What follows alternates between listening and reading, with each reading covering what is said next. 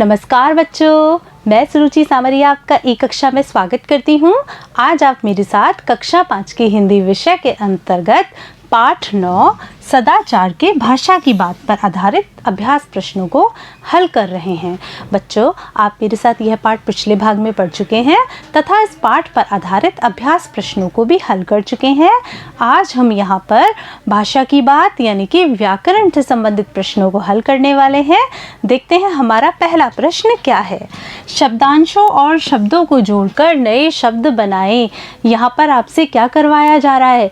यहाँ पर आपसे शब्दों और शब्दांशों को जोड़ने के लिए कहा जा रहा है और नए शब्द बनाने के लिए कहा जा रहा है। नए शब्द बनाने के बाद उनका अर्थ जानने के लिए कहा जा रहा है। जैसे कि शासन में अनु जोड़ दिया गया, नया शब्द बन गया अनुशासन। प्रेरणा में अनु जोड़ दिया गया, बन गया अनुप्रेरणा। ऐसे ही रूप में अनु जोड़ दिया गया तो बन गया अनुरूप आदि। ऐसे ही आपके सामने यहाँ पर ईमान में बे जुड़वाया जा रहा है, पुरुष में महा, उपकार में पर जोड़ने के लिए कहा जा रहा है। बच्चों ध्यान दीजिए, यहाँ पर हमें जो शब्दांश जुड़वाए जा रहे हैं वे शब्द के आगे की तरफ जुड़वाए जा रहे हैं। और बच्चों आपको समझ में आया यहाँ पर बात किसकी की जा रही है? बच्चों यहाँ पर बात उपसर्ग की जा रही है। क्या आप जानते हैं उपसर्ग हम किसे कहते हैं? बच्चों उपसर्ग उन्हें कहा जाता है जो कि किसी शब्द के आगे लगकर उस शब्द के अर्थ में परिवर्तन कर देते हैं या शब्द के अर्थ में चमत्कार पैदा कर देते हैं, उन्हें हम उपसर्ग कहते हैं। बच्चों ये हमेशा किसी भी शब्द के आगे की तरफ यानी कि प्रारंभ में लगते हैं। देखिए इस प्रकार अनु, बे, महा, पर आदि शब्दांश जो किसी अन्य शब्द के प्रारंभ में लगते हैं वे उपसर्ग कहलाते हैं।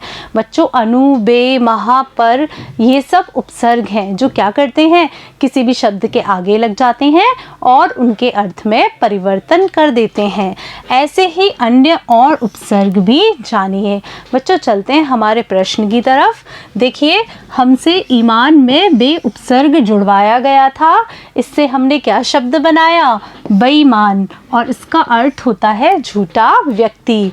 फिर देखिए यहाँ पर पुरुष में महा उपसर्ग जुड़वाया गया है और फिर हमने जो नया शब्द बनाया वो बन गया महापुरुष।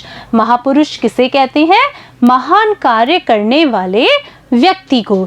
देखिए पुरुष का अर्थ होता है व्यक्ति। जब हमने इसमें महा जोड़ दिया तो हमारा शब्द बन गया महापुरुष। महापुरुष बनने के बाद में हमारे अर्थ में परिवर्तन भी आ गया।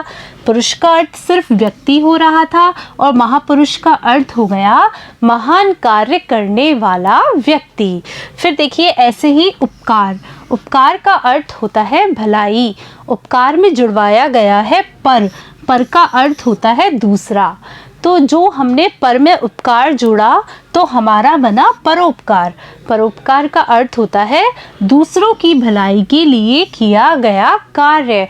बच्चों यहाँ पर जो उपकार था उसका अर्थ भलाई था, लेकिन पर उपसर्ग जोड़ने के बाद जब ये परोपकार शब्द बना तो इसका अर्थ हुआ दूसरों की भलाई के लिए किया गया कार्य। हाँ बच्चों, यही उपसर्ग होते हैं जो किसी भी शब्द के प्रारंभ में लगकर उस शब्द के अर्थ में परिवर्तन कर देते हैं या उस शब्द में चमत्कार उत्पन्न कर देते हैं, वो उपसर्ग कहलाते हैं। चलते हैं अगले प्रश्न की तरफ। विपरीत अर्थ वाले शब्द लिखें। बच्चों यहाँ पर बात विलोम शब्द की जा रही है। यह आपके लिए बहुत ही सरल है। आप जानते भी हैं कि विलोम शब्द क्या होते हैं। देखिए सदाचार, सदाचार का विपरीत या विलोम या उल्टा होता है दुराचार। ऐसे ही हमारे सामने शब्द हैं ईमानदार, सम्मान, निर्भय, अनुकूल और सद्गुण, जो कि सारे के सारे हमारे पाठ में आए हुए हैं।